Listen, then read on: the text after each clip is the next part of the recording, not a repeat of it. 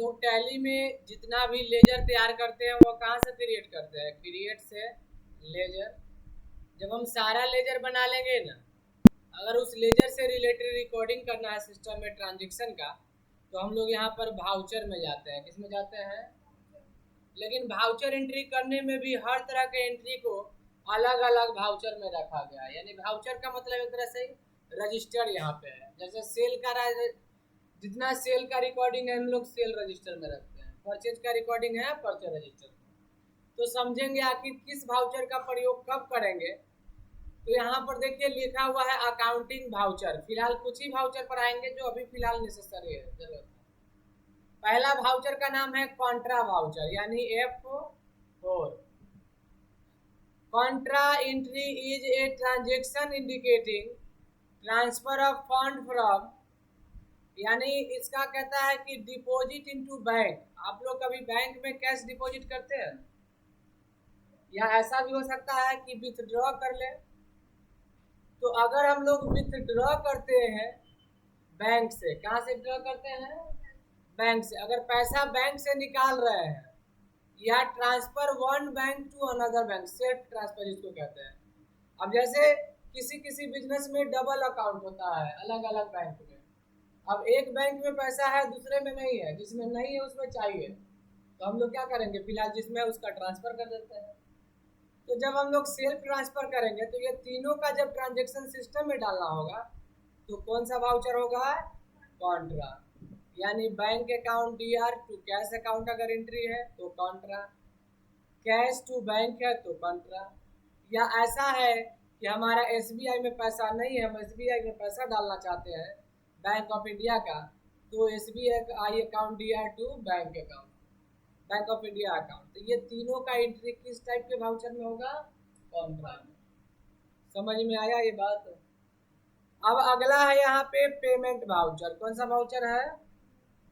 कहता है कि पेमेंट वाउचर का शॉर्टकट F5 है और कॉन्ट्रा का क्या था? F4। This voucher is use for make all payment through cash और चेक। अगर आप किसी तरह का पेमेंट करते हैं, किस मोड में? कैश में या चेक से करते हैं, तो वो कौन सा वाउचर होगा? पेमेंट।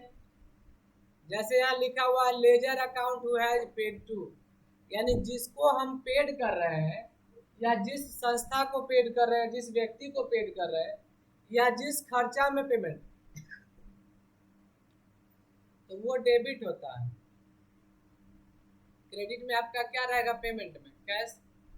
कैश दीजिएगा तो कैश रहेगा, चेक दीजिएगा तो बैंक। एग्जाम्पल यहाँ दिया हुआ है कि अगर हम किसी तरह का पेमेंट करते हैं तो चाहे वो कैश या चेक द्वारा हो।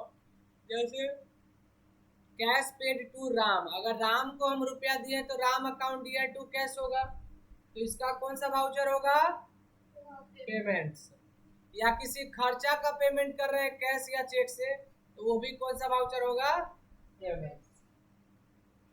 समझे मिस्टर? अब यहाँ पे है received voucher. This voucher is use for make all receipt through cash और बैंक।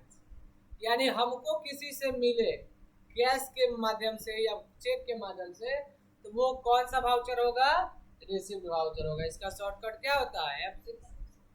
तो जब रिसिव्ड होगा तो कौन डेबिट होगा? कैश। या चेक से मिलेगा तो कौन डेबिट होगा? बैंक। लेकिन जिससे मिलने वाला है या जो इनकम मिलने वाला है उसको क्रेडिट करते हैं।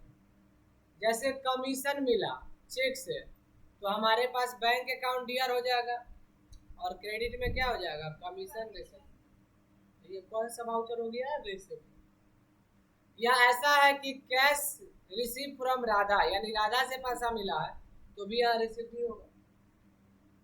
एक वाउचर होता है F7 जर्नल, यानी नॉन कैश ट्रांजेक्शन, और कहते हैं एडजस्टमेंट। कहता this voucher is an adjustment voucher pass a journal voucher when you want to adjustment between two और more ledgers without effecting cash और बैंक।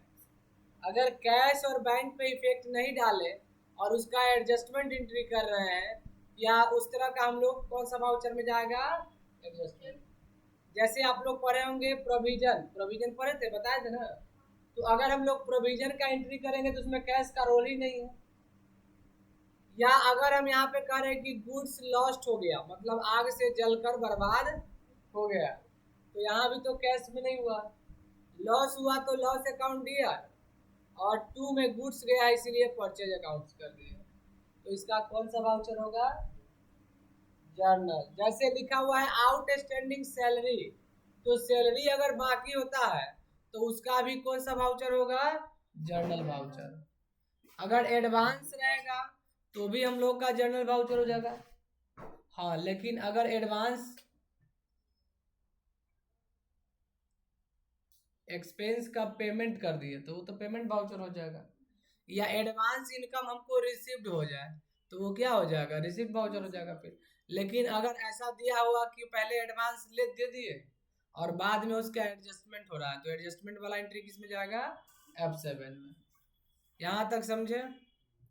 एक है सेल वाउचर। जब हम लोग सेल एंट्री करते हैं ना, जैसे सेल एंट्री किस फॉर्मेट में रहेगा, तो आप लोग सेल कैश मोड में भी कर सकते हैं तो कैश अकाउंट डीआर, अगर चेक से सेल कर रहे हैं तो बैंक अकाउंट डीआर, अगर क्रेडिट में सेल हो रहा है जैसे अमित से सेल किए थे रिसेंट में, तो Amit account DR to sales, ये सबका कौन सा वाउचर होगा? Sale voucher. और अगर हम लोग परचेज करते हैं तो कौन सा वाउचर होता है? परचेज। परचेज वाउचर का शॉर्टकट की F9 है।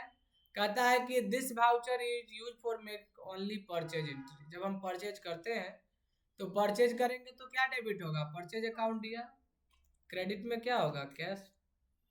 चेक देंगे तो बैंक, और क्रेडिट में खरीदेंगे तो पार्टी का।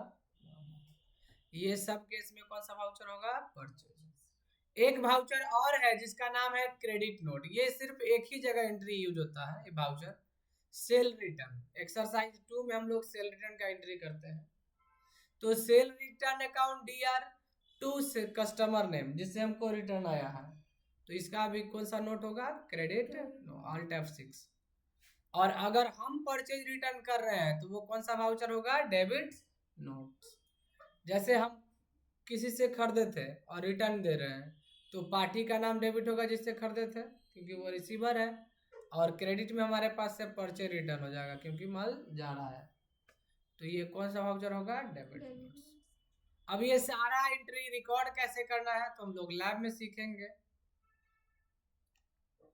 ठीक है।